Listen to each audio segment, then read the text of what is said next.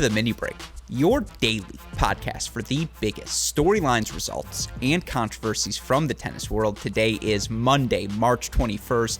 As promised, we have another 2 Mini Break Monday for all of you listeners as we break down all of the action that unfolded at Championship Weekend in Indian Wells. Of course, we also are keeping our eye on the second half of the Sunshine Swing as the Miami Open is set to begin this week. It's a lot of high-level tennis for all of us fans to enjoy. Certainly, we're going to have to balance multiple thoughts at once, and if you're going to break down all of the action that happens, men's and women's, as I said on part 1 of this show, you better have some good guests to help you do that. Thankfully, we do here at Cracked Rackets, and joining me on today's show to break down all of the action that unfolded on the men's side of Championship Weekend at Indian Wells is a familiar faux guest, co-host, not sure what to frame him as at this point on the podcast. Of course, he's a man you all know best as the host of 3, a tennis show, host of Monday Match Analysis. You'll hear him in the play-by-play crossover on All Things Tennis channel as well. Of course, I know him best as my eyebrowed nemesis, Gill. Gill, welcome back to the show, my friend. Busy weekend. You look tan. I'm not going to lie, you look sexy as well. How are you doing? You too. Great to be back, Grusky. I see your strategy, though. You're trying to take over Monday. Double pod every Monday. You know this is my day, and you're just like, we're going to do what we can to take it away. So just so you know, I've noticed. I imagine, and often I think of these as therapy sessions. I think if I was sitting with a therapist, subconsciously they would say, but why do you do that? And I would say, well, you know, Monday's a competitive space because there's a lot of championship recasts and everyone's going to have their recap pod. But if you have 2 recap pods, that's how you stand out amongst the rest of the crowd. No, the truth is I always feel bad and I feel like I have to compensate because there's so much good action that happens on the weekends. At the same time now we have our SEC Red Zone on Friday, cross-court coverage on Friday. We have our Big Ten cross-court coverage on Sunday as well. You're just so drained at the end of those, and it would be disingenuous if I pod when I haven't yet watched the matches. Thus, thank you for rescheduling from last night here to today. That is why I often do 2 Mini Break Mondays, because I'm like, I have watched 12 matches in 6 hours. I have so many takes. Let's spread them out over 2 episodes to try to be more organized. If you were curious about the origins of the 2 Mini Break Monday.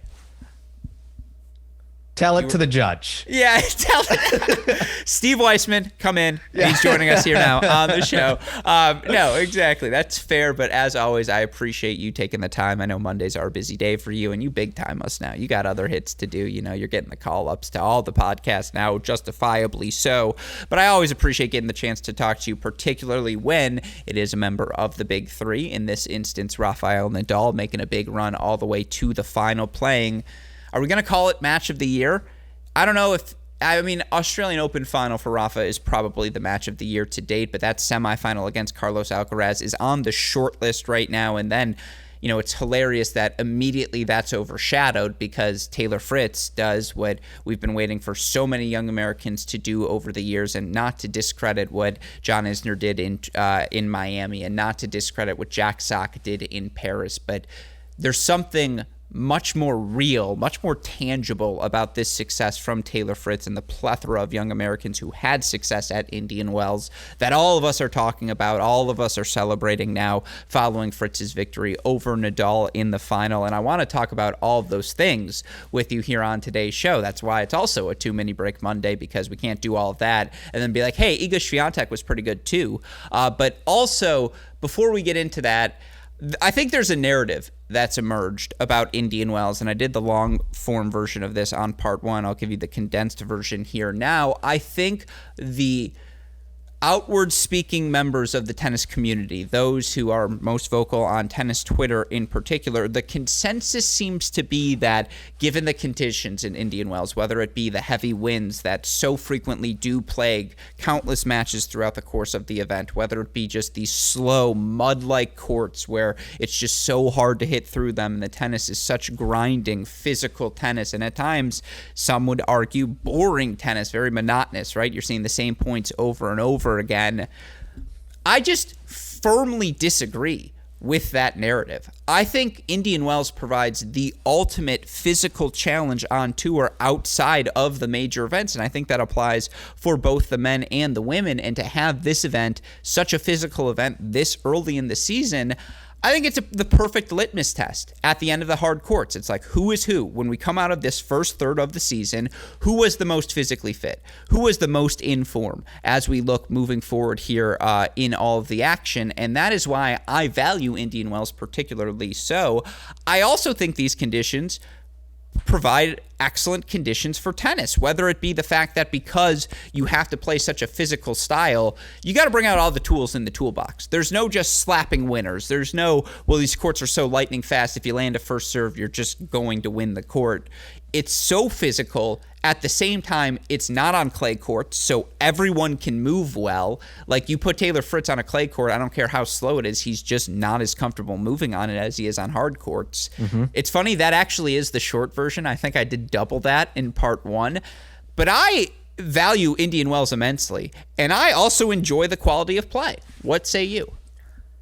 This is a unique stop on the tour. Yeah. I would understand if there was some fatigue, if there were a bunch of hard courts that were slow and gritty and high bouncing like Indian Wells. If that became a norm, then I could get why people would want some quicker hard courts. But this is not the norm. This is an outlier. Indian Wells, very unique place to play, unique place to be, by the way, which I was able to experience for the first time.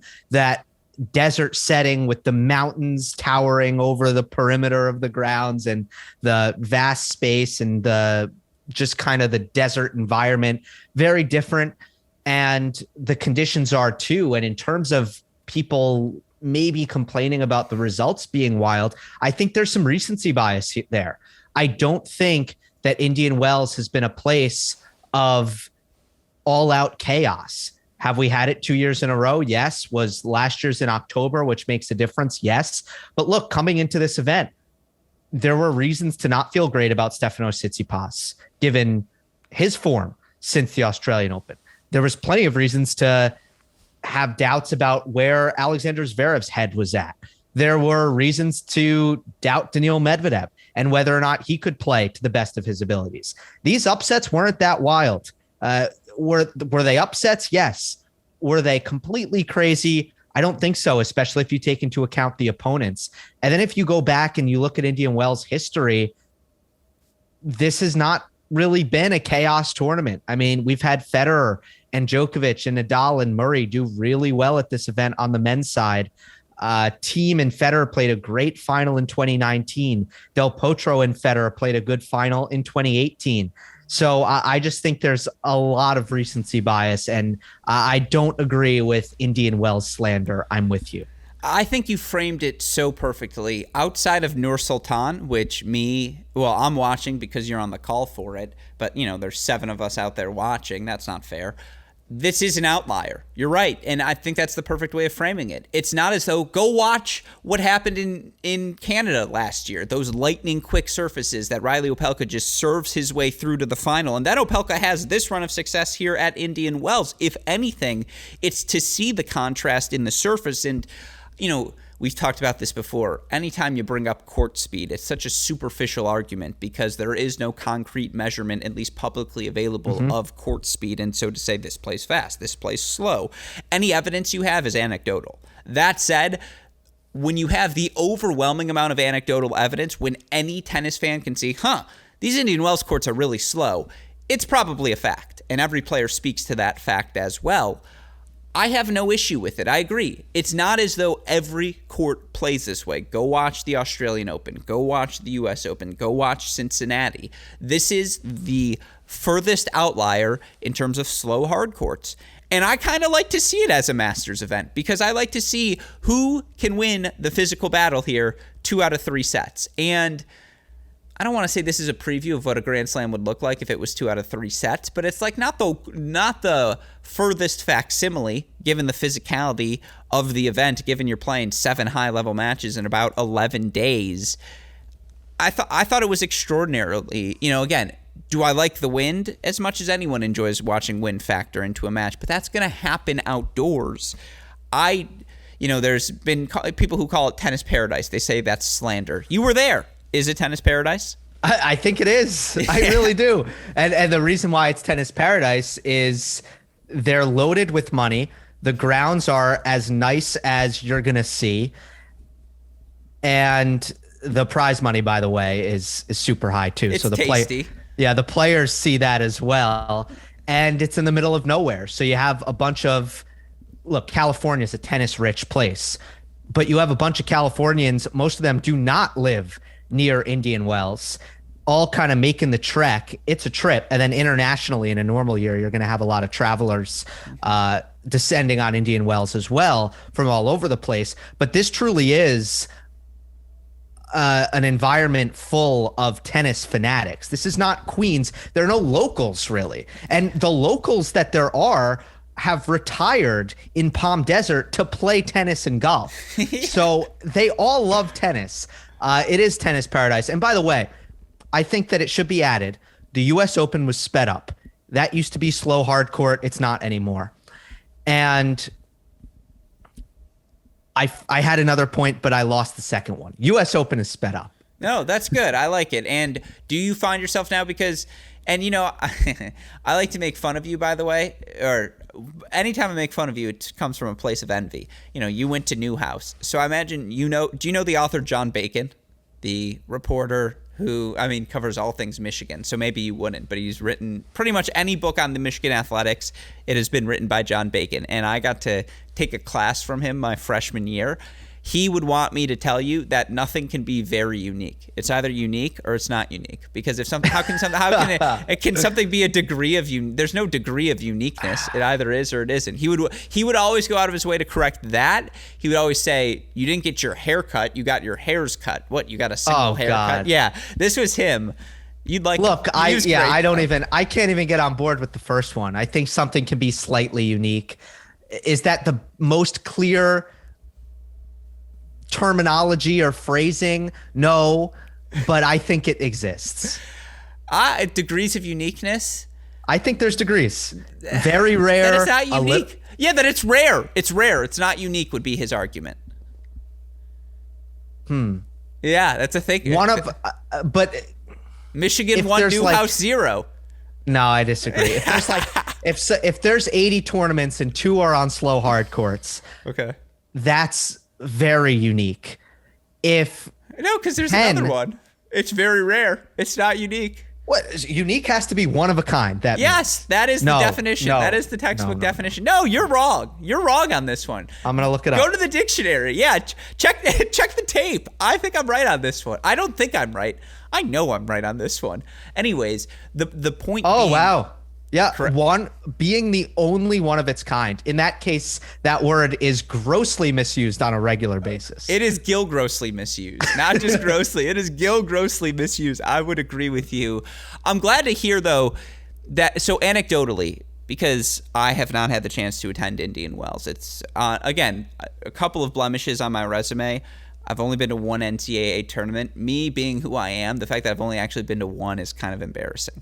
Sorry. I don't know if that's a humble brag or not, but I've been criticized it before, right? I feel like it's a blemish. I've also never attended a Grand Slam, and the only Masters 1000 event I've been to is Cincinnati, and it's a blemish. It is. Yeah. What's your list? Give me your list right now. Where have you been? U.S. Open. The U.S. Open's my home tournament. I went to, don't laugh. I went to Miami back when it was in Key Biscayne. Okay. And I only saw 2 matches. I hit at Key Biscayne on a club tennis reunion trip in Miami. Great time, but that doesn't count. Go on. Okay. That was 2021. I saw, you know what my lineup was? Ferrer and Sharapova on center in Miami. God, that's a good lineup. How good is that? Yeah, I got to see Murray Federer night match in Cincinnati. That was fantastic. Yeah. Okay, and then when I went to Europe a couple of summers ago, I went to Wimbledon, Roland Garros, and I went to Queens. I didn't see a ball struck. It rained the whole time. got my money back, but I've seen the grounds. Okay. It's funny that you said Queens. I was like, didn't you just call the New York Open? Didn't you just call the U.S. Open your home tournament? And you're talking about going to Queens, and I'm like, oh, you mean Queens Club? I was like, I see what you're saying now, not Queens, New York. I was like, all right, Peter Parker. I was like, get out of here, you're from Queens. Yeah, that's a good list. It's again, I got a couple of things. My dad for work was in Australia. And it was during December and January. And he was like, he had to do it a couple years in a row. And he was like, why don't you just come with me one of these years and we'll go to the Open. And I was like, I can't justify it to God or Dalton if I don't have a press pass. I'm like, I'm sorry, I can't do it. And so I'm just anyways, no one wants to hear about this.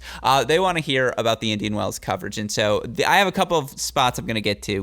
Maybe we can travel together. We can put it on the list. I feel like make a Texas swing. Like, let's go Dallas, Austin next year, men's, women's events. Breaking news, working the breaking news into it. You like that? That's very good. Hey, results, storylines, results, and controversies, my friend. All found here on the Mini Break podcast. But with that said, let's talk about the results. Of course, the reason we're able to do all this day in, day out here on this show is because of the support we get from our friends at Tennis Point. A huge thank you to them for their sponsorship. And of course, if you need anything from an equipment standpoint in your life, just go to one location, tennis-point.com. You'll find it all at the best prices. You use our promo code CR15 at checkout. Not only will you let them know we sent you there, you'll get 15% off all sale items, free 2-day shipping on all orders exceeding $75. Best of all, a free can of Wilson Extra Duty tennis balls. Tennis-point.com. That promo code is CR15. Tennis-point.com. Promo code is CR15. The one other thing I would add, Gill, whenever I go to a pro event, I can guarantee you that the next day I will be playing tennis, because there is nothing more captivating than watching it and being like, I need to go play now. Yeah, totally. And it's also a humbling experience, because you realize, especially on the practice courts, because it's just absurd. Yeah. And we lose that. We watch professional tennis all the time for hours and hours on end. When you're there, you start to think about, oh, wow, they are really ridiculous at this sport. All of them. No, you see a 6 singles player in a college match, and you're just like, how are you not 12 in the world? I'm just like, you're so much better than I am. And I figure if you're that much better, you must be world ranked. Yeah, the quality of tennis gets better and better. And yeah, the pros, obviously, Indian Wells, that's the best of it all. And with that in mind, let's talk about the man who emerged as champion, your biggest storyline. Well, I don't know if it is the biggest storyline. I guess we can argue about that later. But certainly the headline coming out of this Indian Wells championship weekend is your champion, Taylor Fritz, who, you know, I texted you this privately. Was the ankle injury a Netflix conspiracy theory? The answer is obviously no. You saw it was taped up, and you could see there were some limitations early on. That said, all week long, from the start, Taylor Fritz thrived in these conditions in Indian Wells. And we talk about the slow, high-bouncing nature of these Indian Wells courts. You got to remember, and yeah, I was listening to a podcast, I think it was Bill Simmons, and they described Chet Holmgren as the first hunchback NBA player.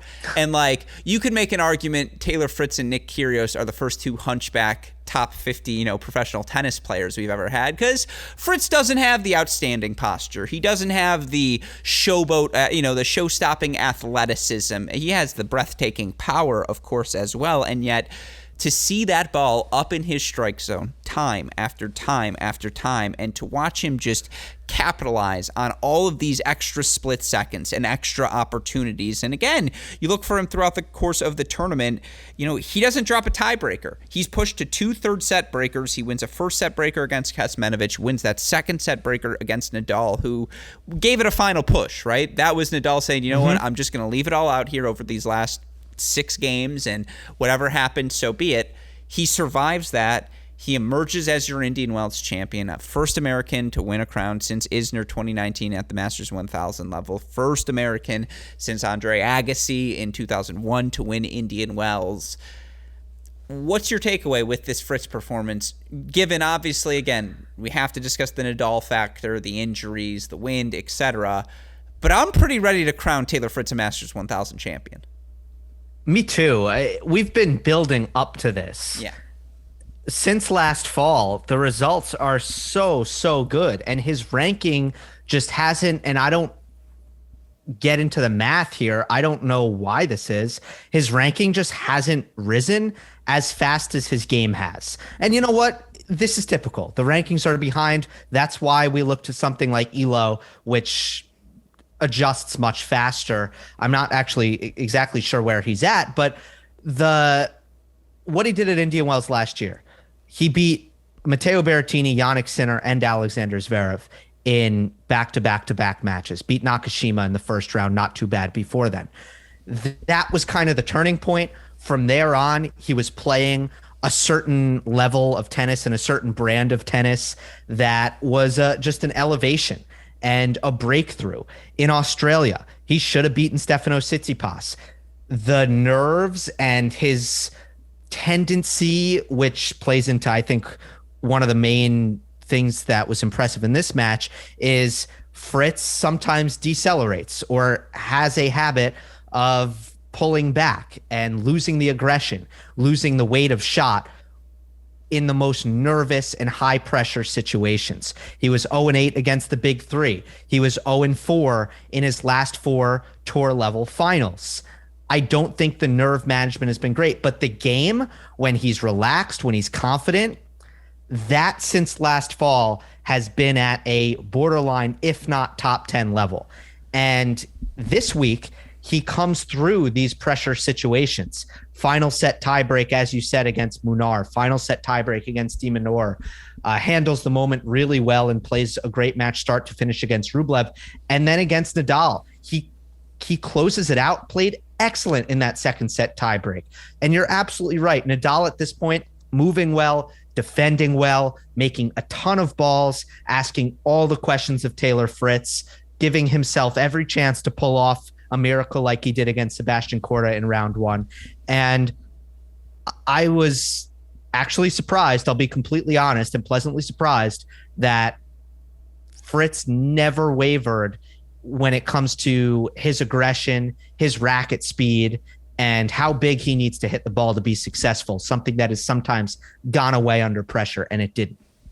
You asked me about the ELO ratings. Tennis Abstract, of course, with their ELO ratings. Taylor Fritz, 14th in overall ELO, 3rd in yearly ELO right now. Nadal's 1, Rublev 2, and then you have Taylor Fritz right now at number 3, ahead of Carlos Alcaraz, who's sitting in that 4th spot, and then Felix Auger-Aliassime as 5. I'm going to ask you for your power rankings right now on the ATP Tour as we head towards Indian Wells at the end of this show, so keep that thought in mind, listeners. But to your point, I think it's been more incremental than you are. I think there has been a dramatic rise. Let me restate that over the past 6 months, certainly. But I think the incremental rise in his ranking is actually reflective of the incremental growth we've seen in Taylor Fritz. And look, I would go all the way back to 2014 when I believe he made a junior Wimbledon semifinal run out of nowhere. And at that point, he went by Taylor Harry Fritz. And obviously, he's dropped the Harry because it's cleaner that way subsequently.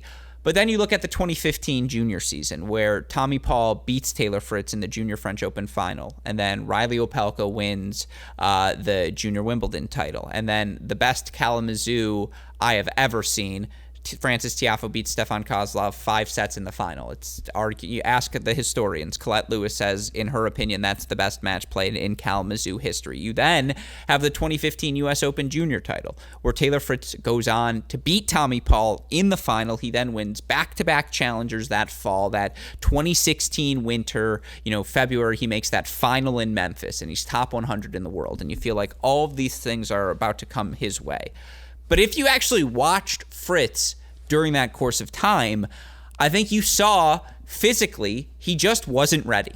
Yes, he was 6'4". Yes, he's always had a serve where that motion is so natural, and he can hit the big kicker, and he can hit the slice, and he can go flat at you. The serve has never been the hard part, and that's why even at age 18, 19, he was able to win free points. And you look at the Tennis Abstract numbers, the average of a top 50 player, to win hold percentage-wise is about 83.6. If you look at the percentages for Taylor Fritz throughout his career, for his career in ATP level matches, 82.1. That's just outside the top 25. Of course, you look for him over the past few seasons when, I don't know, he's 22, 23, 24 years old. He's, 84.1% in the 2020 season. That's a top 25 number. He's 86.1% to start this season. You look for him here, if you go specifically by 2022 results, I believe he ranks 11th right now in hold percentage. You look for him over the last 52 weeks. Taylor Fritz is, still inside the top 25. He's 19th in hold percentage. And then you talk about the growth he's made as a returner. And again, given all of the jump in he's always been good at serving. He's now elite at serving. Top 15 over the past, here this season, top 25 over the past 52 weeks. The big difference is in the return game. And I think that's for a couple of reasons. And this is why I think it's easy to confuse. And I apologize for going on this rant here. I'm going to give you the floor entirely after this. But I think when you look for Taylor Fritz, he's always had the return skill set, right? Fundamentally, his forehand, he returns well on that side. He'll slice it and he can hit the block return, but also if you leave a sitter, he's going to go after it. Even if you have moderate pace to that forehand wing, he can still swing through it comfortably because he can have a condensed backswing and he can take the ball early and on the rise despite having, a Western-style grip. Obviously, everything has always been so smooth for Taylor Fritz on that backhand wing. I use this word a lot, probably too much like you use the word unique. He has an elite backhand. I think we would all agree. It's so fluid and just cross-court angle, down the line, cross-court with depth. The slice isn't elite, but when he hits through that ball, he does it in an elite fashion. When you look at his break percentages, though, Gill, 2017, he was at 20.8%. That's not bad. You're going to be, top 40 amongst top 50 players, but you're not in the bottom 10. 18.2 the subsequent season, 14.9 in 2019, 19.5 in 2020, 20.4 last season. Here's the big number. He's breaking 25.1% of the time this year. That ranks 17th in 2022 amongst top 50 players. Why is that number so important? I think it's the most indicative stat, well, I guess this is the real argument, of the growth he's made physically. And he can track down your +1 forehand now. And he can extend a rally. And if he gets the rally to neutral, he can beat you now. And he's always had those skills to beat you when you're at a neutral place in the back, on the baseline, because he hits the ball so big. But he can now get those points back to neutral. And that's something that has taken him, 6 years of Pro Tour action to get to. There's a lot there. I apologize. So I agree that the physical improvements, it has been a long road, a windy path, and it's a big reason why we've seen him improve over the course of his career, is that he's gotten stronger in the legs and faster. And that's totally been an emphasis for a very long time. I still think with the current state of Taylor Fritz's movement, he could easily be a player that would have never cracked the top 15 had he not had coaches that pushed him, and had he not accepted this new brand of tennis that is big man power tennis, especially on the forehand side, where, you mentioned the backhand, it's a beautiful weapon and it's always been there, but the forehand, it used to be much more tame. He would, it was fine, but it wasn't great. And he didn't really jack up the speeds on that wing as comfortably as he's doing now. He wouldn't go after returns. And he just wasn't the hyper offensive player that I think his coaches have looked at his abilities, his skill set. Such a talented ball striker and someone who serves great. Both wings can bring tremendous power. But the movement, we've talked about it a lot, it's never going to be the best in the world. You look at that package, how does this player need to play? Taylor, anytime the ball is short, you need to absolutely crush it. And it's a mindset. You cannot hold back. You must absolutely try to hit the cover off the ball whenever it is short. And to me, that's been the acceleration in his development since last fall at Indian Wells. Well, the numbers, again, reflective of that fact, and you look for Taylor Fritz since Indian Wells last season, he's in the top 25 club. He's in the top 20 club. Again, top 20 in both hold and break percentage, as I referenced, and you look for him during this stretch of time. Taylor Fritz, 26-8. Since the start of last year's Indian Wells. He's winning 76% of his matches. He's has an 85% hold percentage, a 26% break percentage. You look for him in terms of the breakdown by opponent against opponents ranked outside the top 50. He's 13-3.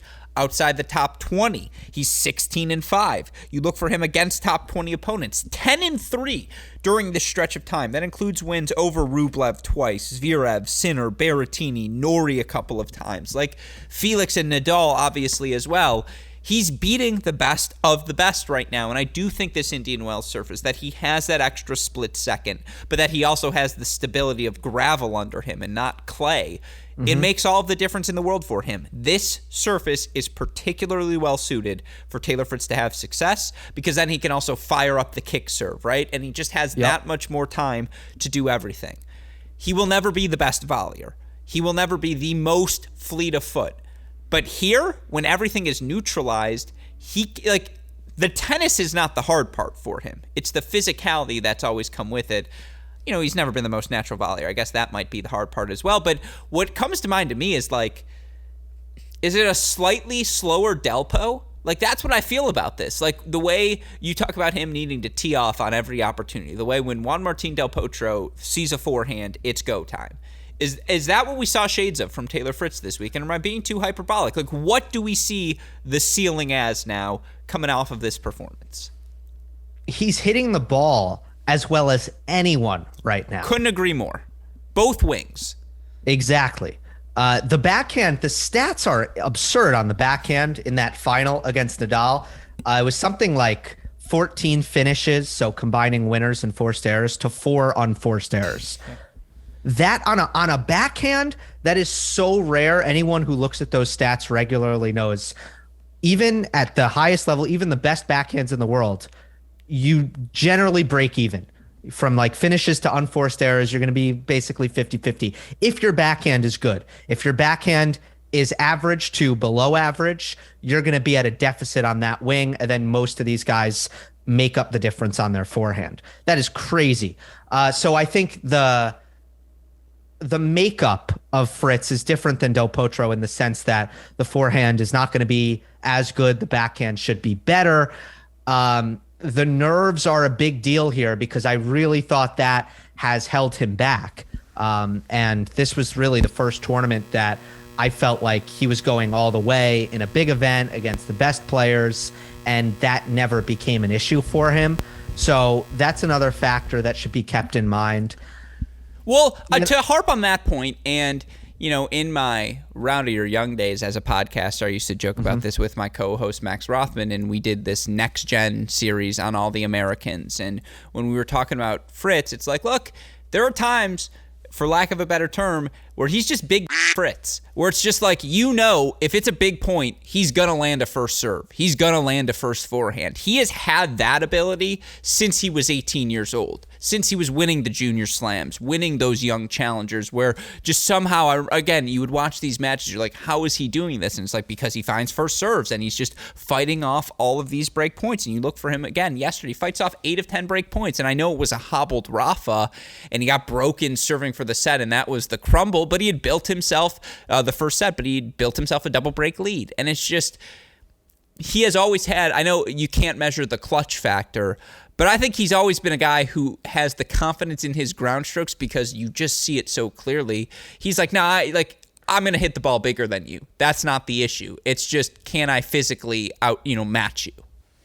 Yeah, I just think that some of the performances, I mean, you had the round 3 block, some of the performances against elite players and especially at majors, I just don't think he's brought his best. Especially, I mean, you think about, okay, you're playing Novak Djokovic in Melbourne and he's got no oblique. Okay, but 5 sets still. Yeah, but he didn't. It just wasn't a good. He should have won. But that was the physicality. Like, I would agree with you. But I thought he would. I thought he got passive though, and that's the measuring stick, right? Because and I'm consistent here. The way Korda lost to Nadal, That's the kind of choke I want to see. He stayed true to himself. He went after his shots. He played how he needs to play. He just missed. What are you going to do? But Taylor, I've seen too often slow down the speed of his racket and not go after the shot. Like against Tsitsipas, that's another match I thought he should have won. I really do. And he should take that. If you're a Fritz fan, you should take that as a compliment, because we're talking about Stefanos Tsitsipas. We're talking about Novak Djokovic. I think those are matches he could have won, just got tight and was not able to play the way he was playing in the beginning of sets at the end of the sets. My counterpoint would be, look at how we went down swinging today against Nadal with the hobbled ankle, and he was awesome. I think that's indicative of the growth. Like okay, fair. I agree. That's but what I I'm also saying. would argue, how does he get to himself despite the clear physical deficit to 5 sets against Tsitsipas, 5 sets against, Djokovic as well, and all these different opportunities? And to me, the answer to that question is because he has the skill set. He has the game. It's just clear this was the first time. And, again, 7-6 in the third, back-to-back matches here, Kecmanovic and Munar, excuse me. And he wins it both, and he goes down swinging, and he had the bigger weapons in the end. Like, you're right, it's a recency bias. But I think here's why I go back to the previous examples. It's because physically, when he was at the top of the junior level, that's when you saw BDF emerge. That's when you saw Fritz be able to find the big serves in the big moments. Ditto at the top of the challenger level. I think he is now finally comfortable physically at the ATP level to where you see him now more comfortable going for those shots. It's about belief, and we Sure. might have been talking past each other a little bit, because I'm talking about the past, not the future. Sure. In the Okay. future, maybe Fritz is past that part of his career for good, and I think that's totally a possibility. He was amazing this week, but I guess I'm arguing for past Fritz. Yeah, that's what this comes down to. Okay. Is that I Then think you're in that case, we're not. I think you're selling him a little short. I think his head has gotten in the way. Okay. In some of these big matches. I mean, he was 0-4 in his last 4 finals, lost to De Minaur in Atlanta, lost to Schwartzman in Cabos, lost to Nadal badly in Acapulco, lost to Cilic very tight in St. Petersburg. But mainly it's the eye test. Mainly it's watching some big matches in majors and some of these third round matches where I just felt like we weren't seeing the best version of Taylor Fritz. But again, how do you get past that? You believe in your training, you believe in yourself to an extent where you're no longer getting too nervous to go after the ball. Mm-hmm. And I think he was absolutely at a point this week at his favorite event, having all the great results in the last 5 months, where there was just no doubt in Taylor's mind how he needed to play and that he was going to make the shots that he needed to make. Is this a Netflix conspiracy theory? Is what? Just they're like, he has to win. Sorry, guys. You need it for the story. Hey, I will say, you know what? Great for the program. Amazing for the program. And I don't know, let's be honest here. And look, I've been very high on Fritz for a long time as a player. Or you know what? I won't even say as a long time. Since last fall, I've been extremely high on Taylor Fritz. And since he started going 26-8. Look, not that I was ever a doubter or down on him. I know. It's just it got to the next level in terms of me trying to, I think I've been trying to pump up how well he's been playing for the last 5 months. Sure. Despite that, I did question when I saw that Netflix was following him, because he's the kind of player, he's not going to be a big deal or a big draw unless his results are great. Sure. Yeah. Do you agree? He's got the hair. I would start right away. Great looking guy. Is that, am I pumping him up too much? No, great looking guy. I agree with you. Guy. I'm team Tommy. I'm just telling you, if Tommy Paul's the number 1 player in the world, tennis will be a thing. Because he is just objectively attractive. Anyways, sure. I'm not saying Fritz is unattractive. I'm just saying I see it more with Tommy. I feel. Do you want to do this? Do you want to do screw the ATP let's stop Power it here. Rankings? Let's stop it here. I mean, this is tennis Cut it Twitter off. speed. I think this might be our most listened to show right here. Let's do 10 minutes on Berrettini's legs. We did 20 on Fritz. No, I would agree with you. and you talk about confidence and belief. I think if you're an American men's tennis fan, first American to win Indian Wells since Andre Agassi, but obviously, of late, the sock Paris moment was so fleeting because of the descent that happened so rapidly afterwards in his game, and that was due to so many different reasons, injuries, etc. Isner is, like putting your money investing in gold, right? It's just going to sit there, and it's just like this commodity that you have, and it is what it is. You know exactly what you're getting in John Isner, and that might be a little bit too much there, but you get what I'm trying to say, is the stability of John Isner has been something American men's tennis fans can rely on. Yep. But there are now 7 Americans right now in the ATP Top 40.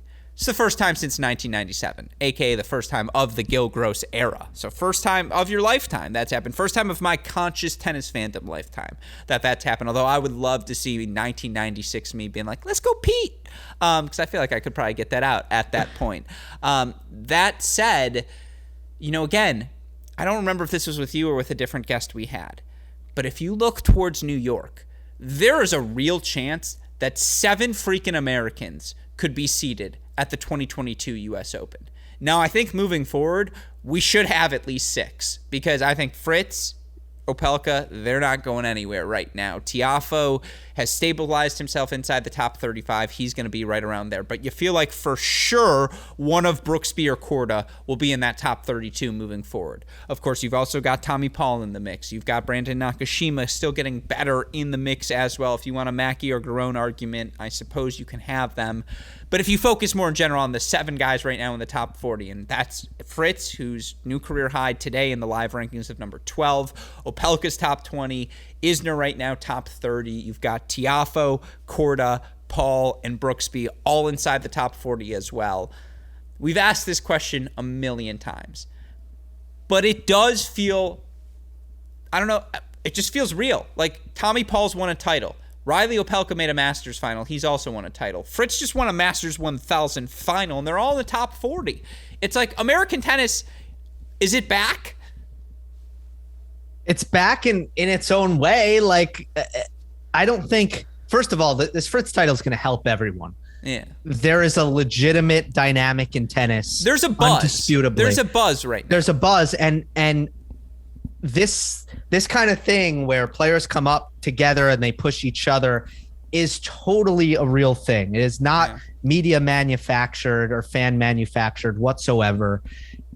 You see this happen. We saw this happen with the Spanish players in the early and more in the mid 2000s, I'd say, with all of them coming up and making each other better. We've seen it with the Russian players already on the men's side, with that smaller group of players pushing each other to do better, to the point where you have even a Karatsev and a Safulin being like, hey, I beat Rublev in the 14s. Why not me? Medvedev, he sucked. Exactly. And in Serbian tennis as well. And then on the women's, the Czech players have had a great thing going. How as about of the late. cross-gender Hurkacz Swiatek? Like, no doubt. Yeah. What about the sibling thing? Yeah. You always see the little sibling is Fruvertovas? Are we going to do it? 10 minutes? Yeah. Look, players make each other better. The big three, they all made each other better. All right, we can keep going. So this Berdych, Ferrer, and Tsonga? No. The big 3? I'll stop you there. This is a real thing that's happening, where these guys are being competitive with each other, and it's going to help everybody. I would switch Tiafoe and Brooksby. I think Brooksby is the surefire seeded player come U.S. Open, and Tiafoe is into the top tier 40 stratosphere, but maybe not seeded. Yeah, there's the question. Yeah, sure. With like 36. It's like, is exactly. Green playing, or does he have a hamstring injury? Like that stressor. It's like if enough of those pullouts, he plays. He's seeded. Yeah, sure. 2020 Jan Lennard Struff tier. Yeah. Go on, that's good. Look, sure. it becomes a thing. It's about math. Yeah. And that's how I felt about Indian Wells. And when I tweeted, my gut and my brain is both telling me that an American man is going to make the final. Humble brag. It was not that I was sure about one player. It was that I thought that Isner could do it. I thought that Fritz could do it. I thought that Brooksby could do it.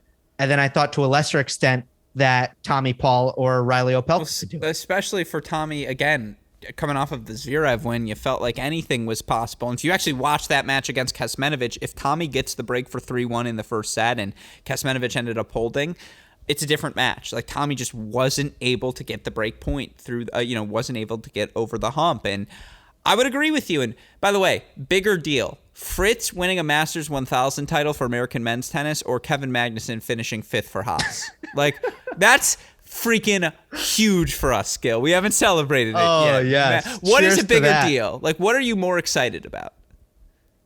Magnussen. If you're being honest, it's for sure Magnussen. I mean, he's like, we didn't suck. We came 5th. The chance is so great. Like, they're going to get that line in the first race. Ferrari looked good. You like the car? Good. What's it called? 1 year ago today, we looked like Vonkers, and now we're here. You know who's good looking? Charles Leclerc. Good looking guy. That's a face for sure. So many of the F1 guys. I don't know what it is. It's like you have to be handsome to drive fast. You do. Because I feel like we're both 74 in a 70 speed zone. Yeah, I agree. What was the question at the start of that? I wasn't absorbing. I guess over under 5.5 seeds at the U.S. Open. Over. Yeah. But I didn't count. I mean, let's do it. Isner, Opelka, Fritz. Locks, I would say, at this point. I mean, Isner's going to win Atlanta, so you can just put those points on his resume now, and, like, he'll be top 32. I mean, beyond that, it's like, I agree, one of Brooksby or Korda for sure. And I would probably go, I mean, Korda's got the Parma title, but he didn't, and 4th round at Wimbledon. I think Brooksby's the sure thing because he did nothing during the clay court season last year really to defend. And so I would probably go Brooksby 4. I agree. And he's got all the summer stuff to. You got to look at also just the win percentage. Yeah, it's gives you an indication of how good he really is. Okay. Korda, yes or no? Top 32. I am going to. I'd say yes. That's really. I mean, do you remember how he destroyed Cam Norrie in the first round of Australia? Just destroyed him. Like, that might have, again, in terms of impressive performances, shortlist dominance, it's up there on the season. There's a lot, not enough people are talking about it, Gill. Yeah, I agree. I mean, Cam was a shell, but I agree. A shell. It's hilarious. He was a shell. He loses to Zverev, Felix, Korda, and Medvedev, and it's like, he's a shell of himself. It's like, no, he's not. Like, that's the most ridiculous. I did a whole segment on it. I think that was ridiculous. It's like, that is a false narrative. Well, no, I think the false narrative is that if anyone wants to say he wasn't playing well in all those matches that you just mentioned, I agree. That's false. He was playing fine. Against Korda, for some reason, I think he was a shell. But that's just, it's one match. It happens. Blitz. Anyways, yeah. So, he looked a little lost in that match. So top 32, yay or nay? I'll say yay. Now, he needs to stay healthy. I'm just concerned. There's too many. He gets nicked up a lot. So okay. I want him to stay healthy. I'll say yay. Okay. Oliver Crawford, former Florida graduate, like currently 360 in the rankings. He's a no. He's a cross off. Sam Riffis, no. Just not going to play enough events. No, I would say, yeah. Oh, I'm not crossing him off. No, Korda, yes. So that's 5. Tiafoe, you seem like a no. I will say no. Tommy, I think yes. Okay, so that's 6. So that's the over. Yeah. I think Tommy has a real chance. I think he's going to start to be a little bit more consistent in his results. I think that's coming very soon. You know what we have to ask now, minute 51. Do one of these 7 win a slam? Ever? Singles. No cheating. Yeah, that question kind of hurts my brain a little bit. I know, it's no fun because you start projecting out and you're like 2025 Wimbledon feels like a prime Riley title. Like, just that's the one I will go into, and I'm picking him now. Lock it in. DraftKings, whatever the odds you'll give me, I'll take the ticket. Look, I'm gonna say yes because I think three Make to someone four cry. guys. I think 3 to 4 guys at some point in their career touch the top 10. Okay. And that's a lot, you know? It's just a lot of possibility there. Corda 2027 New York. Circle it. I'm just like, that's the line of demarcation. More boldly, I mean, again, 7 in the top 40. All of them have titles, except for Brooksby, right? He's the one without the ATP title. No, he won one? No, he didn't. He lost in the finals. He lost everywhere. lost Newport, in a bunch he of lost finals. in the final. Yeah, he's lost in all the finals. But we don't talk about that. But we did it to Felix. It's just like, I don't get it. Like, again, and no one has any questions about Brooksby. It's because he beat Djokovic in a set 6-1. If you do that, everyone's like, yeah, he's good. I feel very good about the state of the American men's tennis. I think you do as well. That's probably long enough on those things. We have a couple more things to hit, I promise. But then I will let you go in a reasonable amount of time. I'm going to say a hard 15 more minutes here, but we're going to go quickly through these topics. Rafa, the hairline looked atrocious. And as a man who is also balding, I just want to say, I know for a fact that at some point Rafa was making the calculation in his head like, dude, if I keep playing in this wind, I'm going to lose so many hair follicles. And at this point, maybe it just makes more sense to save the hair, retire from the final, call it quits. Like, that's what I would have been thinking, is like, I'm losing soldiers up top. This is not good for that performance. At the same time, the Alcaraz match, I haven't talked about it yet on a show. I can't believe it's taken this long to get there. I apologize. I don't care that the wind made it nasty. It's just the sort of nastiness you want to see in a gateway sort of match, right? Carlos is at the door knocking, saying, "Let me in," and Rafa's like, "No, not quite yet. Here's this on the run backhand cross court volley for a winner. Sorry, Carlos." Amazing match. I don't want to hear about the quality. It's an amazing match. Nadal, that was one of the great volley performances of his career, because Rafa. Not enough people talk about him as a volleyer, Gill. Yeah, exactly. Yeah. But in all seriousness, the way he's always volleyed, and people have been like, "Oh, what an underrated volley." The way he's volleyed is he's set himself up with easy volleys. That's been his decision-making process. In this match, he was like, basically, I need to force my way up because his forehand, I don't think it felt good all week long. Alcaraz so fast. That was his way to finish points. So he wasn't just going to net to finish easy volleys. He was going to net and accepting difficult volleys and making them at an incredibly high rate. And I've never seen a match with so many amazing reflex volleys. And by the way, Carlos had some too. No, I mean, first of all, there was a lot of talk on Nadal, his footwork in the wind, all of it validated. This man is the most efficient man I think tennis has ever seen. And you talk about, I'm really glad at how you framed it, his ability to set up easy volleys for himself. He's going to attack you cross-court. His ability to go cross-court forehand with the wind behind that ball, the heaviness of it, and just saying, hey, this ball that you're going to hit back to me is landing inside the service line. So I'm going to sneak forward. I'm going to hit a volley. I'm going to knock it off. I'm going to take time away from you. That's going to work even in the wind. That was immensely impressive from him.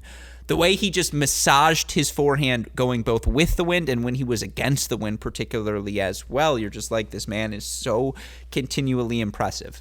At the same time, and my buddy Max Rothman, former co-creator of this show, and not former, always co-creator of the show, but former co-host, he was at this match. And he said, Alex, of all of the players I've ever seen physically, I have never seen something like Carlos. He's just like, what this guy can do, and his ability on the break point, and I know it was the one that went around, but to hit that measured of a backhand lob over Nadal's head, and you saw after the ball landed how the wind had it take off and go even faster, and Rafa, who tried to sprint quicker to it to track it down, was like, nope, it's just not going to happen. This ball got faster on me. To see him do that was out of this world, Gill. Like, it really was, and again, he broke Rafa. Like, he did, and you have to... 85% of the title goes to Taylor Fritz. 15% goes to Alcaraz, who really pushed Rafa to the brink, and the passing shot he hit to break at the start of the match, cross court into the win with that backhand, the incorporation of the drop shot to make Rafa just think that much more. He had a bunch of breakpoint opportunities. I thought he did a really good job absorbing the Rafa forehand and using that topspin to drive through his backhand. I have no qualms with Alcaraz's performance. Like, to me, he actually did, even in a loss. You talked about a good loss for Korda against Nadal. I thought it was a good loss for Alcaraz as well. Yeah, I mean, he should get a trophy for winning the second set, as far as I'm concerned. Do you think if there was like a third place trophy, they'd be like, sorry, Andre, we're going to give it to Carlos? Yeah, I do. It would have just been like, look, like, Carlos beat Nadal, in my opinion, the best wind player ever. Yeah. In a tornado. Yeah. That is going to be that deserves a trophy in itself. And he showed his adaptability, because we know how aggressive he likes to play. Quite frankly, he sprayed way too many errors in the first set with that highly aggressive brand of tennis. He totally was able to rein it back in the wind. He accepted the conditions. He completely adjusted. That's awesome stuff for a teenager to be able to do. And the physical tools, I think everybody's kind of getting around to it. It's just completely abnormal what he's been given by the man upstairs. No, it's a fair. I mean, again, or woman. If you're going to be sleeveless, look like he does, would always be my advice.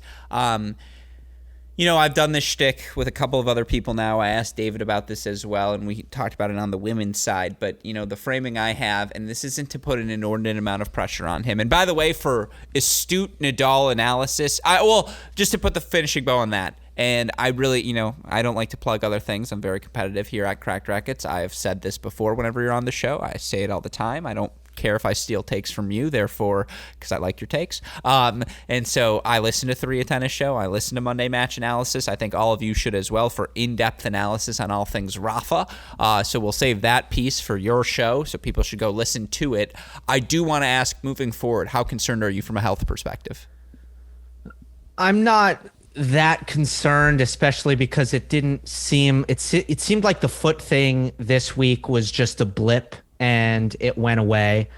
It's interesting to hear Jim Courier's insights on Tennis Channel that the foot thing is oftentimes something that he feels the day after a match and then it goes away. That's good for majors. It was noticeable in the final. I mean, he was slow. Except for those last 30 minutes, he could not slide out of corners. He was not comfortable changing direction. I know, but I don't know if that. And when I was first watching, I agree with you. I was like, oh, that's not the pectoral. Okay, the pectoral does not make you move worse. Okay, but then I listened to Rafa describe the injury, and he was like, there's something wrong with my ribs, and it hurt to even breathe. Yeah. And then I'm like, maybe it was all what was going on in the upper body, and maybe that was everything. So I agree with you. When I was first watching, I thought, okay, we're having some foot issues again, huh?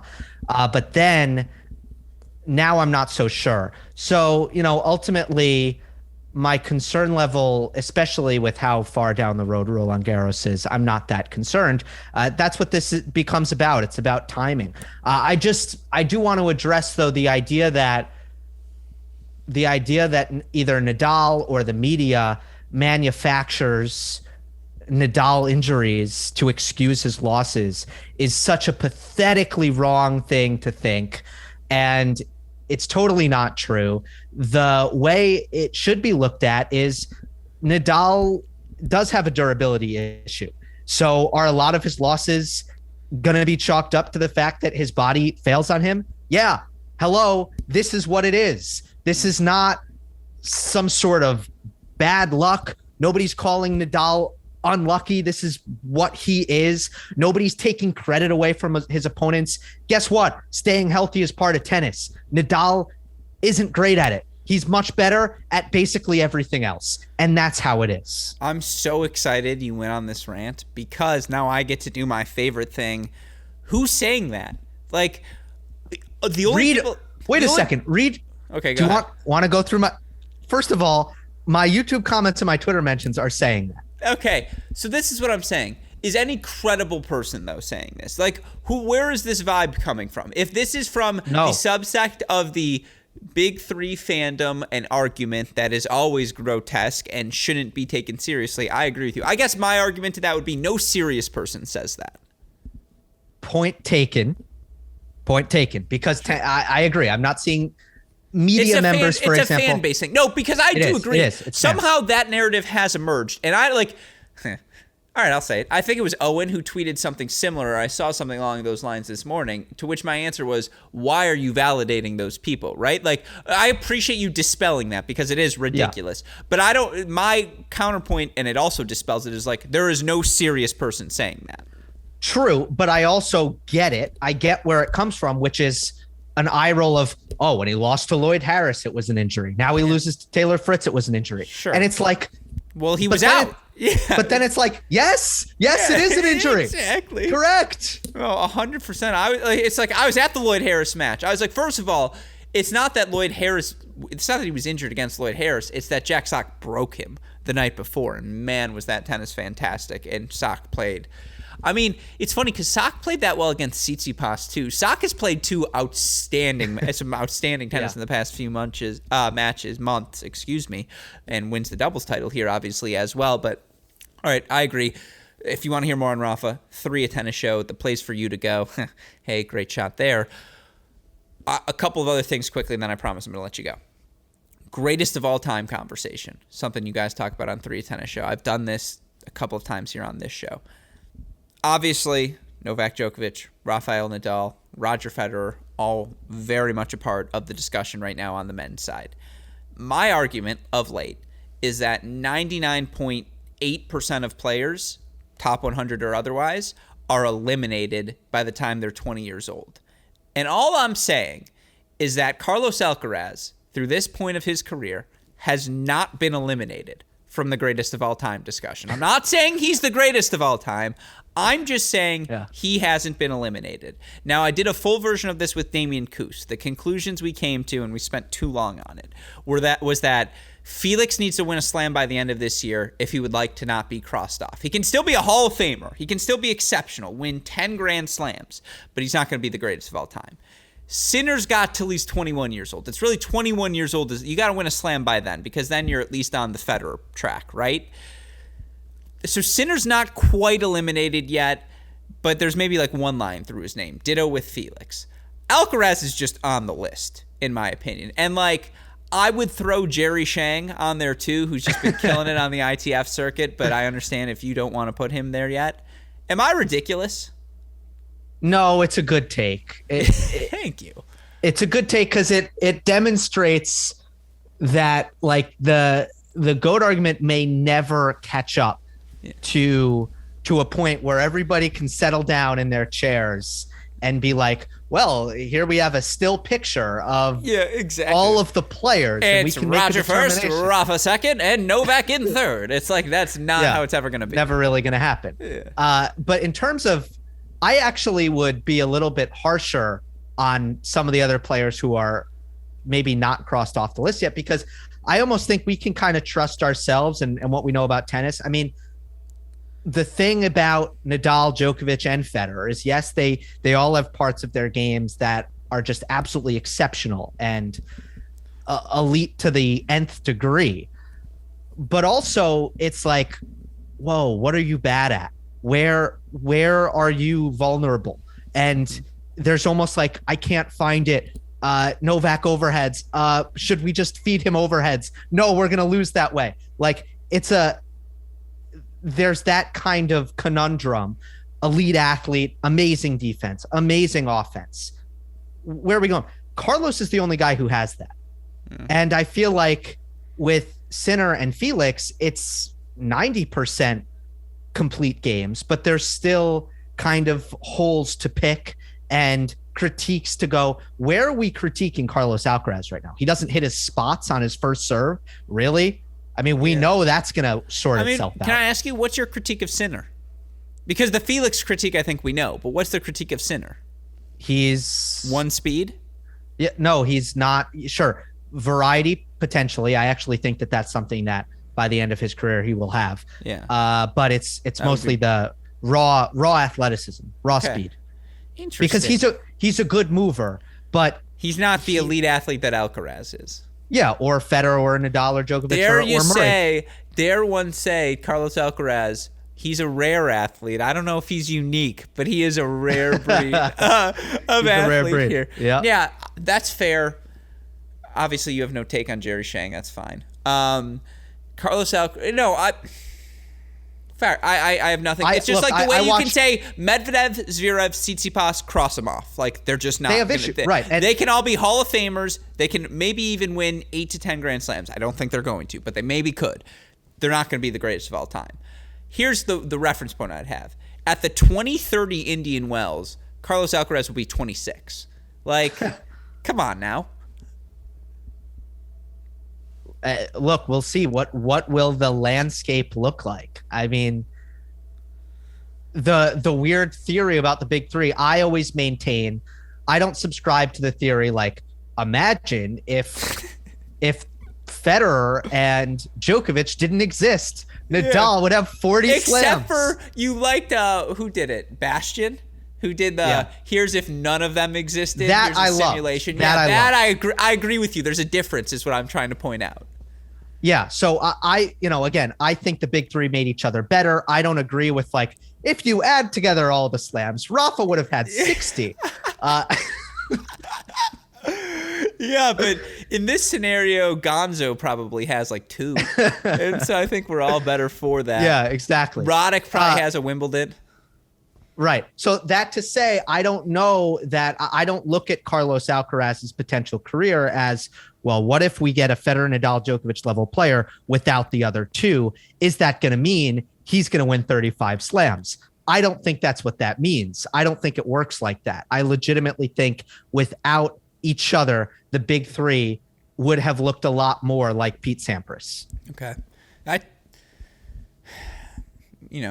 I hope the Agassi fans come after you the same way these people saying Nadal's he's manufacturing Agassi stuff here, guys. Get him. Yeah, that's fair. I agree. I think you needed all of them for the era to be what it is. Certainly for Roger Federer, what's the point in the longevity? Why play until your 30s if people aren't coming to for your crown? Like, I think you can point He's done. Yeah. Well, invariably to the fact 2017 exists because 2015 existed for Novak. And it's like, yep, I got to keep going because this guy's coming after me and I need to pad my stats. And that's the motivation right there. Couldn't agree with you more. With that said, here we go. Final topics. I mentioned a hard 15 here down the end. I've got like 10 minutes or like 8 minutes left with you here. ATP Power Rankings heading into Miami, and I want to use the frame of reference of the latest Tennis Abstract ELO ratings, which again I think right now do about as well of capturing a framework of where things are at as any system you're going to turn to, particularly with. Didn't Roger Federer move up after this Indian Wells? I think I remember reading a tweet like that. Like, come on, like again. What are we really doing here? He had a good week. Yeah, good week for him. Indeed. He hit against the wall. He didn't lose. So rankings reward that. You look right now at the ELO ratings. Right now, let's start with the yearly ELO ratings. So I think that's what I want to talk about. Power rankings right now heading into Miami. Nadal's number 1, 20-1 in the world, 20-1 overall. Rublev 2, 18-3. Sometimes these records are a little funky. Fritz 3, 14-4. Alcaraz 4. Felix 5. Let's just start with that top 10. I don't see a lot wrong with it. Like, I know Felix lost first round at Indian Wells. That's never going to be the best surface for him. Fritz feels a little high, even after this result. Like, number 3 feels like a little bit much. Yep. But directionally, I mean, Norrie 6, Medvedev 7. I don't think you can definitively put Fritz over Medvedev right now seems a little laughable, particularly as we go from Indian Wells to Miami. I guess Medvedev's the outlier. He's the one you'd clearly move up, and the past performance, he deserves it. But, like, have Zverev or Tsitsipas been demonstrably better than the rest of the field that they should also be in that range as well? Like, I would say no. I would say you probably, again, Nadal won, and then it's just a bunch of, like, Yeah, he's looked off. I shouldn't say he. Tsitsipas and Zverev, 2 people. They've looked off.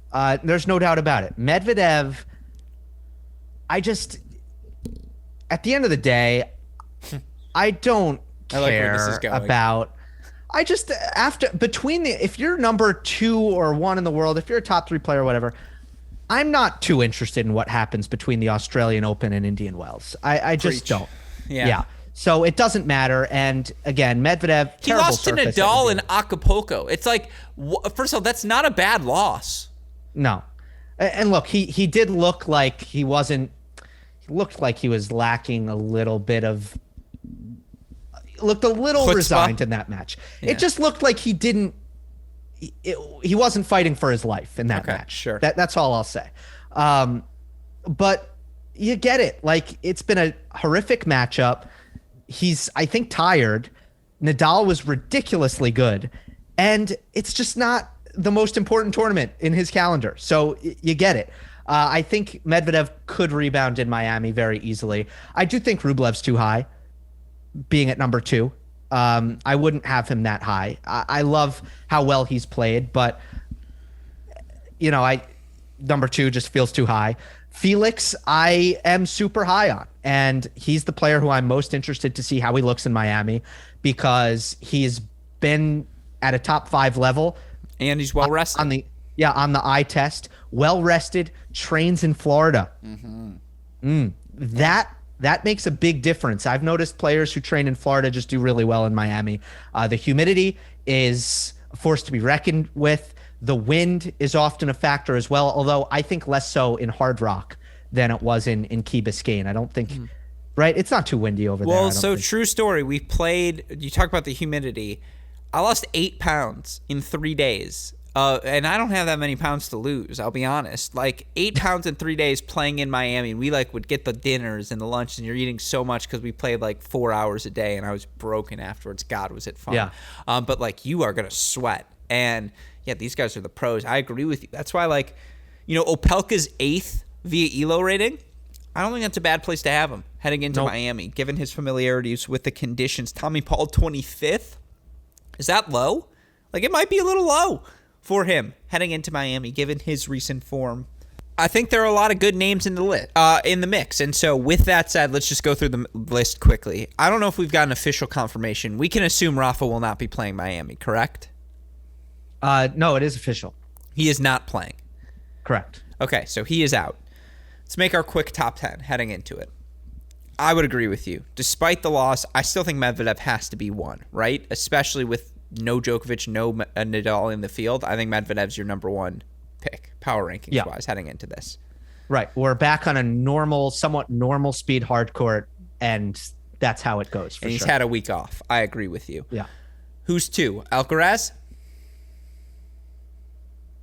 That you're pausing is a ridiculous. Again, this kid's 18 years old. And I agree with you. Yeah, it's not an crazy. unreasonable thing to say. No, my number 2 is Felix. I like that pick. I would go. I mean, it's got to turn around for Zverev at some point, right? He's got to be. Can he be in the top 5 of this conversation, or is he falling out of it? No, I mean, I don't think it does. He's shown that sometimes he can go into a dark place. For 2 months? 2 months. I mean, has it? Yeah, I mean, yes, you're right. Generally, the ups and downs, the downs don't last too long. It's usually a week. It's like a bad week, and then he goes and plays 2 250s and wins them. Are they both Cologne? Yeah. Exactly. Yeah. Look, you're right. You're right. Zverev should not be written off here at all. Yeah, and so I think he belongs in the conversation. Felix certainly. I think there's a new physicality to Rublev. I think he's willing to be more patient going backhand to backhand. He doesn't force himself to find the inside-out forehand as early in rallies. Now, I think sometimes he gets a little too passive almost at times now, but I think there is just a new element of physicality. I think he's got to be in that conversation. I think Nori's got to be in there. I'm really hoping Sinner's healthy, because if he's not, it's just a lot of points to lose.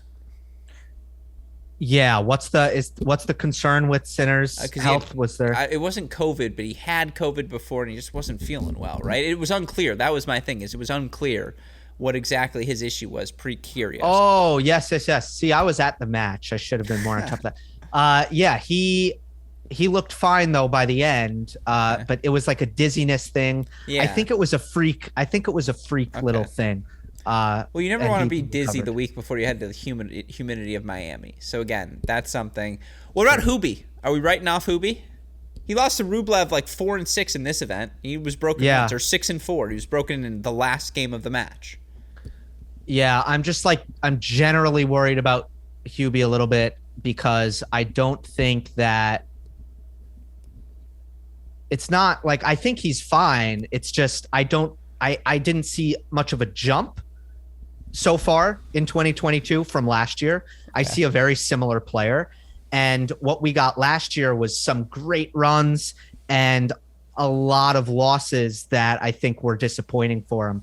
So now he comes into a week where he's defending championship points, and I think it's a vulnerable spot.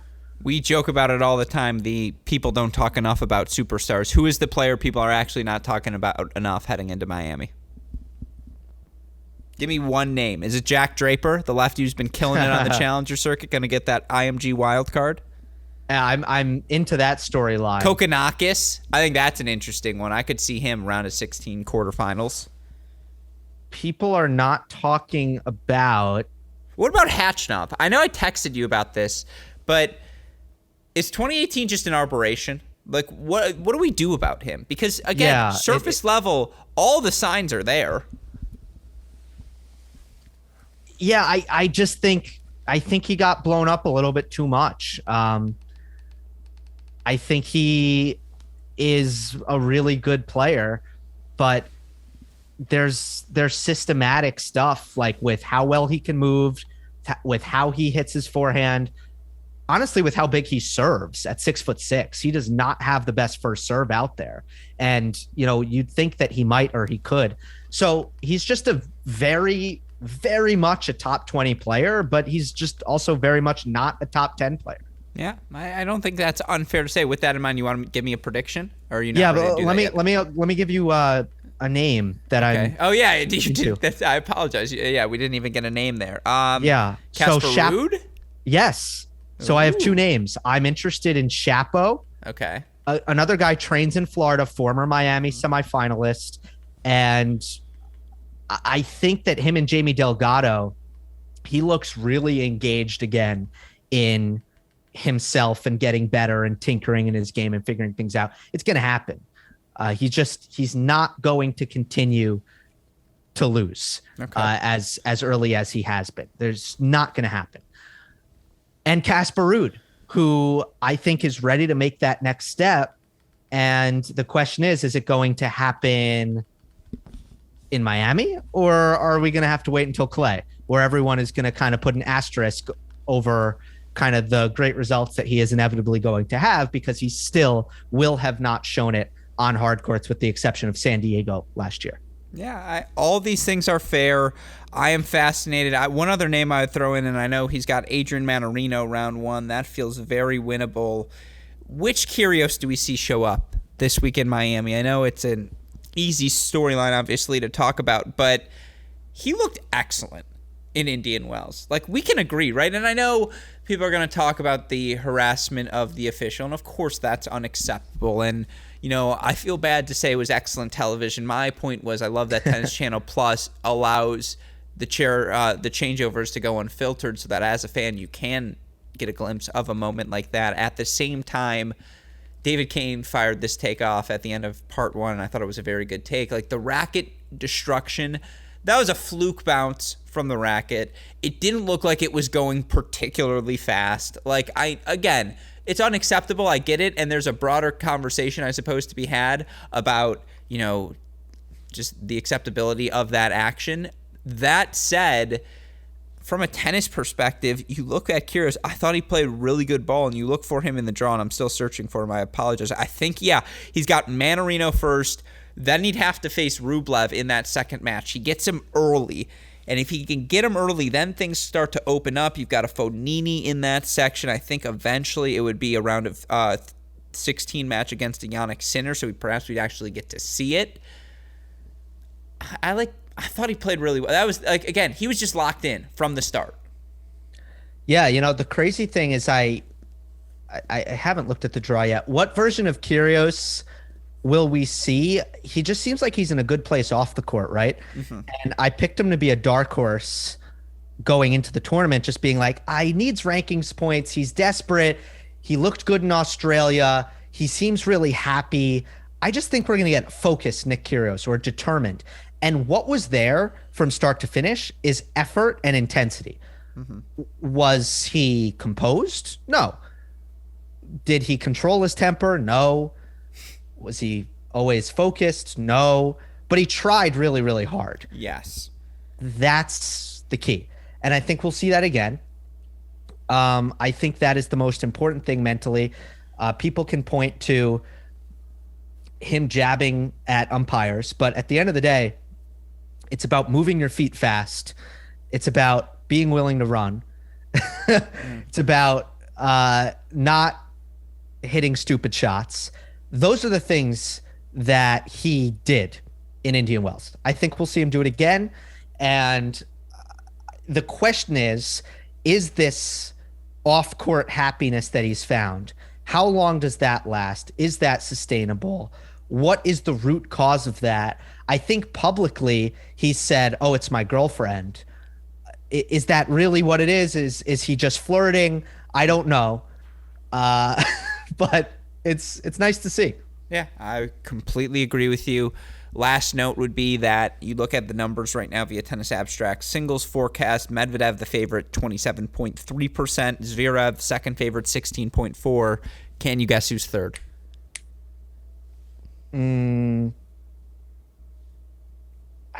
I think it would be Rublev. Carlos Alcaraz, 8.4%, then Rublev, 6.6%, Sinner, 6% square. It's going to be a fun week of action, or 2 weeks, whatever we want to call it, 10 days. And, of course, I am sure, although no three, so if there's no big three members, does that mean no three tennis show heading into Miami? What can we expect from you for the next 10 days? We haven't talked it over. I don't know what we're doing. Okay. Do you have any ideas? Guest spot, this is the week. Andy Murray, pivot. Big three, parenthesis, +1. And then not only do you do the +1 episode about Andy Murray, but you bring in a fourth guest to symbolize the equation. And I know the perfect guest for you. He's funny, charming, handsome. And if he says no, I can fill in. Okay.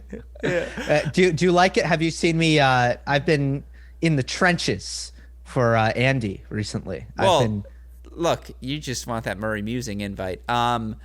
So you can hit the No, really cycle. though. I've been defending, because people think like Big Four is a curse word. So let me ask you right now. You get, and I know I obsess about this. Again, I make fun of the things I'm actually most self-conscious about. You get one hairline, Murray's or Rafa's. Who do you take? Andy's. Murray's got better hair than Rafa. Now, but it was reversed because Murray never had great hair. True. Right? Oh, I don't know. Great. The orange fro.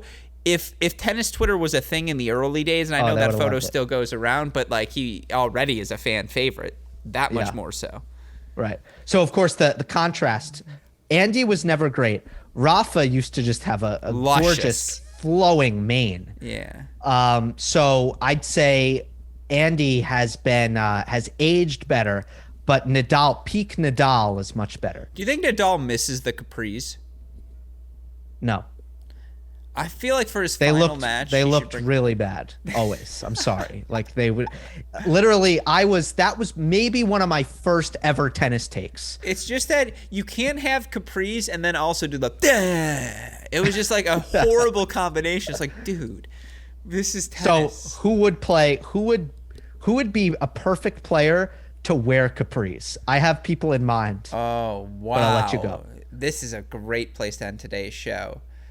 Whose ankle do I just want to lock in on? I mean, Yuri Vesely screams capris. Like, just first, right off the bat, that was the one that jumped into my head. Like, that is a man who belongs in a capri pant. Fabio Fognini at this point, like a casual capri, like for the first set, and then if it's close, he'll take them off. I mean, not Alcaraz, not Sinner, no one who's intense. It's got to be lackadaisical. Like, you got to be to rock the capri nowadays, because you probably then go in low socks as well, right? Because you got to show some skin. Yeah, And you it's got to like, go low socks. who's going to do that? I mean, Riley would do it simply because he bought the wrong like pair, and he was like, these were supposed to be pants. Yeah, he's and like, they would fine him also. And Yeah. then that Oh, $15,000 for having something circular around your ankle, because he'll do. My dad, what does he always call them? I'm not going to say it publicly because I'm not sure if it's I don't remember what he calls them. But you know how sweatpants now have like how they band tightly around your ankles? yeah, they're called, like I don't know, Sweatpants. joggers. Sure, joggers. There it is. Okay. He's like, why would you want that? He's like, why would you want your ankle to be suffocated like that? I was like, what are you talking about? I was like, you mean a comfortable fit? Like, why would I want something to fit comfortably? And he's like, no, you're wrong. Whatever. I was like, because I don't got those meaty thighs that you do. I was like, I'm fine. Anyways, yeah, who's your list? Felix? No. To me, like all the French players should just band together, and it should just be a thing. Like Gasquet, Simone would have been amazing. Do you think Gilles, if Simone, Ugo Caprice, Humbert wore capris, his break percentage would exceed 10? Yes. Like I think Humbert would be amazing. Yeah. But Gasquet, I think, could really lead the charge. The thing is, you can't hit the forehand the way Ugo does and wear capris. Again, it would be two disqualifying traits. I don't know. Like, it's Sunwoo Kwon would rock capris. I'm so certain about that. End the show here. Sasha Bublik. Yeah. That's a man who I don't know if he's ever changed. Like, he could maybe not do laundry during a freaking tournament, and it wouldn't shock me. We got to get capris on that guy. You're right. Yeah. How do we not have a capri sponsor? What are we doing here? Player most likely to wear leggings during a match. Madison Brengel. Oh, I meant men's player. I would say Sock. I would say Jack Sock eventually is going to switch to an all leggings, like maybe some shorts over them sort of look. Like it's just coming. Give it 2 more years. Yeah, all right. Or Brooksby, because Brooksby, speaking of box, Brooksby looks the most like a race car. Like his shirt is impressive. His shirt? Like he's got the Samsung or the Motorola. Like he's got the logos everywhere. He's got the side one on the hat, the MasterCard. That's when you know you've made it. Leila Fernandez is winning, though. Did you see Porsche today? Raducanu's winning. Well, yeah, but on the kit, like to wear Lululemon and then what? It says JP Morgan. Do you think Emma Raducanu was like, well, I really liked how Carlos and Leclerc performed in the first race, and so I was going to sign with Mercedes. Williams caught my eye as well. I was really impressed by Alfa Romero, but Porsche was the winners in the end. Yeah, I mean, Emma, that's what she's about. Yeah. Like just F1 stand. Last one, best F1 driver currently on tour. Who would be the best? Not Bublik, too reckless. Bublik would be, who was the guy who just kept freaking crashing last season? Or like the Haas rookie? Yeah, you know the one who was just they were just like, it's over. Yeah, the Russian Haas rookie. Yeah, they were just like, no more. Like that is Bublik. If he Nikita. Yeah, Marzipan or whatever. Yeah, him. So that's the good comp. Who would be the best? Who's the Rude? Duh. Dumb question. It's Casper Ruud, right? Yeah, Ruud would kill it. Brooksby would be Verstappen. In terms of just like he gives just zero. The thing is, people like Rublev too much for him to be Verstappen, but he's got some Verstappen in him. He does. Yeah. I mean, yeah. You know what? Ricardo is Hurkacz. No, Lando Norris might be Hurkacz. Where it's just like, no, who's like the most aloof? Carlos Sainz is Hurkacz for sure. We're just like kind of out. You're just like doing your own thing, but it's so compelling. That's Hurkacz. Yes, I don't mind it. Fritz, I like it. Fritz wants to be Ricardo. He's not even. No. He doesn't have the. But he's in reality Pierre Gasly. Yeah. He doesn't. Fritz doesn't command a room, really. Yeah, exactly. Man, Medvedev's got some Ricardo in him from a tennis perspective. Like, it's a tennis Ricardo. He does kind of, I mean, it's interesting.